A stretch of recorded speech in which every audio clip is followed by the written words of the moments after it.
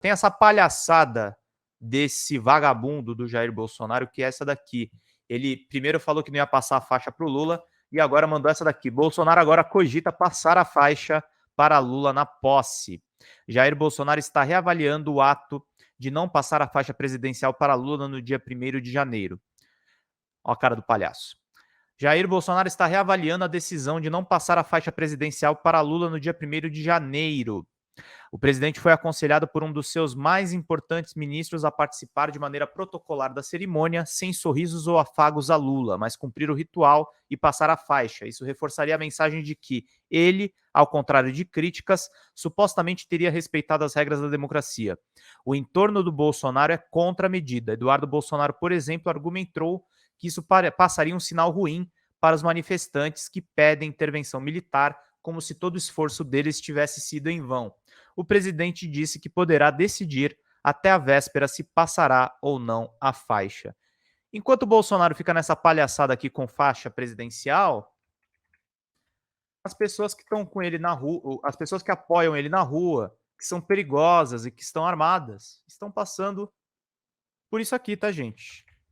Vou mostrar aqui para vocês, porque isso aqui é muito engraçado. É muito bom passar isso aqui sempre.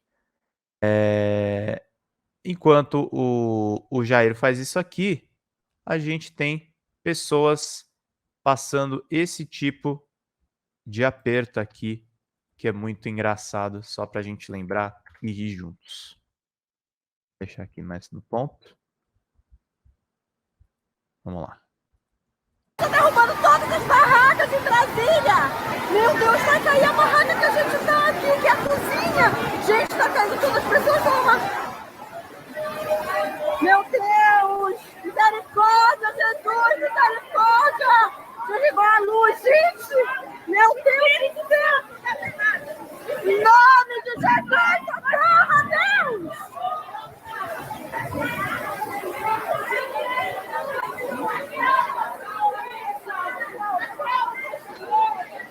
Gente, olha ali! Caiu a barraca onde tem crianças, tem idosos! Meu Deus do céu! Olha aqui, gente, olha aqui, como é que tá? Olha aqui! Meu Deus do céu! Olha aqui os alimentos, as doações! Com muito Esses daí são os patriotários, gente, que é muito importante. Para a gente fechar bem aqui o nosso noticiário, hoje eu peguei mais notícias lá do site Metrópolis, mas para a gente terminar o que a gente leu na reportagem da revista Piauí. O orçamento secreto adiamento no STF mantém tensão no Congresso e com o gabinete de transição. Ontem já tinha se formado maioria para manter a suspensão do orçamento secreto. Vamos para essa matéria aqui. Políticos não querem que a STF barre o orçamento secreto que prevê 19,4 bilhões de repasses no ano que vem. Há um bode de 19,4 bilhões na sala da democracia brasileira. Esse é o valor previsto para repasses no ano que vem das emendas parlamentares que ficaram conhecidas como orçamento secreto.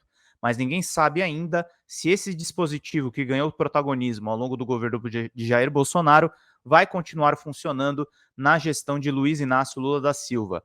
E a decisão sobre o destino de bilhões de reais em verbas públicas para emendas parlamentares com pouca transparência não está, no momento, nas mãos do presidente eleito ou de seus aliados, mas do Supremo Tribunal Federal, que está julgando se o mecanismo é aceito ou não pelas regras da Constituição.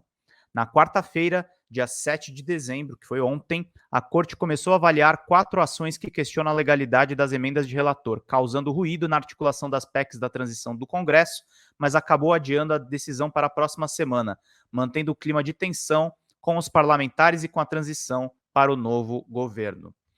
Críticas e negociações. O presidente eleito sempre foi um crítico ferrenho do orçamento secreto e, ao longo da campanha contra Bolsonaro, acusou o atual presidente de ter entregue ao Congresso as responsabilidades do Poder Executivo para se salvar de um impeachment.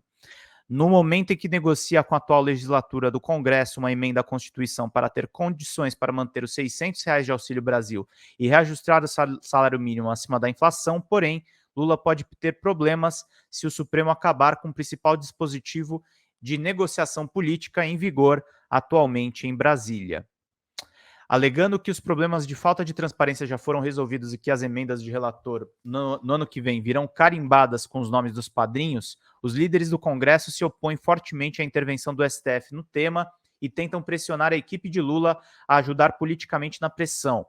A ideia que corre no Congresso é manter o dispositivo, mas seguir aumentando os mecanismos que afastem a ideia de que todo esse dinheiro é distribuído sem transparência e publicidade, que são as regras exigidas pela Constituição para os negócios públicos, as idas e vindas do orçamento secreto. O que ficou conhecido como orçamento secreto nasceu em 2019 com o nome Emendas de Relator, ou RP9. Foi uma investida do Legislativo Federal sobre as verbas que antes eram usadas por órgãos do Poder Executivo. Pressionado sobre o tema ao longo da campanha presidencial de 2022, o presidente não reeleito Jair Bolsonaro, presidente não reeleito, é muito legal de ler, né, gente? Costumava dizer que não tinha poder sobre o orçamento secreto e que, inclusive, era contra, tendo vetado o dispositivo em 2020. Trata-se de uma meia-verdade, pois ele realmente vetou, mas após pressão dos parlamentares, resistiu o orçamento secreto via projeto de lei que foi aprovado com facilidade no Congresso. E mesmo com o orçamento secreto tendo virado lei, o governo federal continuou com poder sobre as liberações, como mostra o recente bloqueio imposto por Bolsonaro, que coincidiu com um acordo entre Arthur Lira e o PT. A questão já foi discutida na Justiça e o orçamento secreto chegou a ser proibido, mas a pressão de parlamentares venceu mais essa batalha.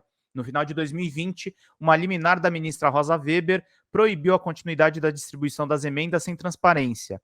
Meses depois, porém, ela cedeu a pedidos dos presidentes da Câmara, Arthur Lira, e do Senado, Rodrigo Pacheco, e recuou, definindo que os repasses podiam votar se tivessem mais transparência.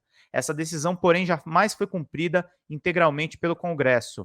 Após a sentença, cerca de 400 parlamentares enviaram documentos que os vinculavam à liberação de verbas do orçamento secreto, mas esses dados abarcaram menos de um terço dos 37 bilhões liberados no período. Os quase 20 bilhões restantes seguiram secretos. Então é muito dinheiro, é muita grana que está envolvida nisso aqui, e a gente vai continuar acompanhando aqui, seguindo aqui. A Tânia Paixão falou, ignorância, certamente esses negacionistas foram vacinados na infância, sem dúvida nenhuma, e é por isso que tá rolando. Gente, não esqueçam do Superchat, tem mais de 100 pessoas aqui nos assistindo para ajudar o canal, que é muito importante aqui. Vou continuar lendo essa notícia, depois a gente vai falar um pouquinho da live que vai ter hoje à noite. Julgamento adiado. Apesar dos protestos de políticos, o presidente do STF e a relatora das ações, a ministra Rosa Weber, marcou para quarta-feira o julgamento do orçamento secreto e o assunto entrou em pauta. Após as sustentações orais dos advogados envolvidos, no entanto, já era noite e a sessão foi encerrada por Rosa Weber, que marcou a retomada do debate, agora com os votos dos ministros para a próxima quarta-feira. O resultado desse julgamento é imprevisível, apesar de vários ministros serem abertamente críticos ao orçamento secreto, como a própria Rosa Weber, além de Luiz Roberto Barroso, Carmen Lúcia e Edson Fachin. Há ministros que têm mais intimidade com o mundo político, como Gilmar Mendes, e defendem que a justiça deve esperar por uma solução política e deixar que o Executivo e o Legislativo busquem uma solução para dar mais transparência a esses repasses a partir do ano que vem. A chance, portanto, do julgamento recomeçar na semana que vem, mas ser paralisado por um pedido de vista, mais tempo para analisar o processo de algum ministro. Segundo apurado pela coluna de Guilherme Amado do Metrópolis, porém, em princípio, os ministros do STF firmaram um consenso para declarar ainda neste ano que o mecanismo de distribuição de verba sem transparência é ilegal.